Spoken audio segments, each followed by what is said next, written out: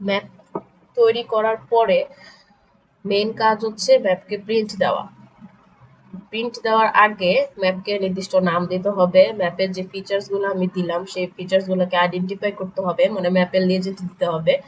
ম্যাপের পজিশন আমাকে দেখাতে হবে ল্যাটিটিউড এবং লংজিটিউডের মাধ্যমে, মানে ম্যাপকে স্কেল দেখাতে হবে, ম্যাপের বাউন্ডারি বা ম্যাপের যে পেজ সেটাকে সেট আপ করতে হবে। তো এজন্য প্রথমে আমরা ডেটা ভিউ থেকে লেআউট ভিউয়ে যাব। আমি এখন যে স্ক্রিনে আছি বা এখন যে ট্যাবে আছি সেটা হচ্ছে ডাটা ভিউ। আমি ঠিক এখানে ডাটা ভিউর পাশে এখানে লেআউট ভিউতে ক্লিক করলে আমার লেআউট ভিউটা চলে আসবে। এরপরে আমার যে কাজ সেটা হচ্ছে পেজটাকে সেট আপ করা। এটা আরজিএস থেকে একটা পেজ সেট আপ করে দেওয়া আছে, এটা এখন পোর্ট্রেটে আছে।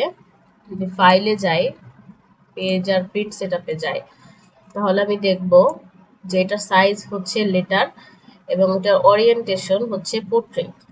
মানে আমি যদি চাই এটাকে ল্যান্ডস্কেপ করতে, তাহলে এটা এরকম ল্যান্ডস্কেপ হয়ে যাবে। এটাকে যদি ওকে দেই, দেখবো যেটা ল্যান্ডস্কেপ হয়ে গেছে।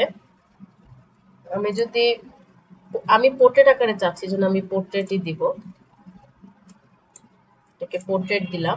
এরপর হচ্ছে সাইজ, এই সাইজটা হচ্ছে পেজের সাইজ। তো সাধারণত আমরা রেগুলার যে পেজগুলো ইউজ করি সেগুলো হচ্ছে A4 থাকে, তো এই জন্য আমি A4ই দিলাম, দিয়ে ওকে, ডান।